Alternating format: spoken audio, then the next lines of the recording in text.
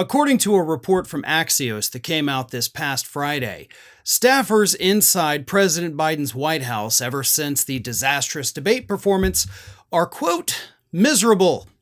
Axios actually spoke to several current staffers inside the Biden administration, and they all spoke, of course, on the condition of anonymity, but here is what one of them had to say about how bad things have gotten inside the White House.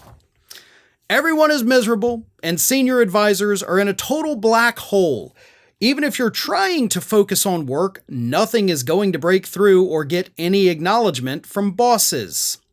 A high-ranking Democratic National Committee official told Axios, quote, the only thing that can really allay concerns is for the president to demonstrate that he's capable of running this campaign. Everything else feels like Weekend at Bernie's by his inner circle to prop him up.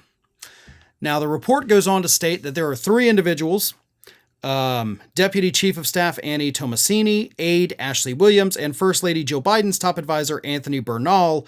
And one source said, Annie, Ashley, and Anthony create a protective bubble around POTUS. He's staffed so closely that he's lost all independence. POTUS relies on staff to nudge him with reminders of who he's meeting, including former staffers and advisors who Biden should easily remember without a reminder from Annie. Now, here's the problem with all of this, right? This is not just related to the poor debate performance at the end of June. This is going on and has been going on, according to a lot of people inside the White House, for quite some time now. Biden himself, in his recent meeting with the Democratic governor, said, hey, I need more sleep and I need less work. That's a concern, guys. Like, we shouldn't just think that, oh, well, he needs less work to do. Great, retire.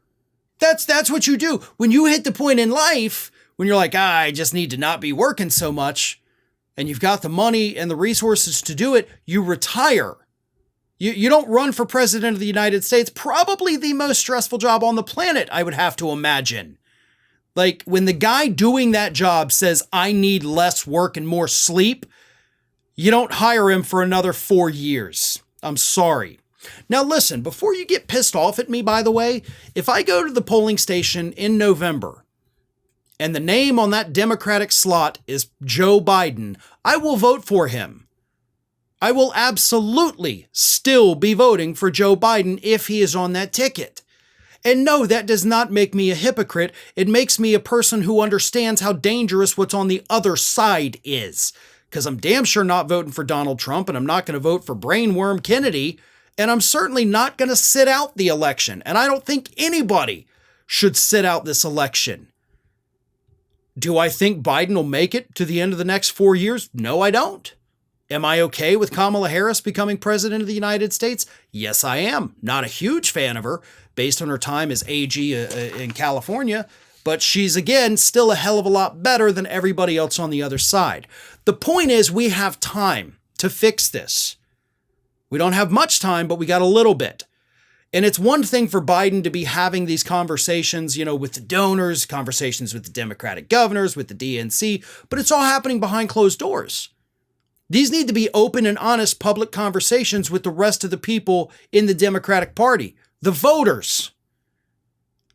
We need to have a say in this, and they're not listening to us. And that's the problem. Again, if he's still on the ballot, by God, I'm going to vote for him.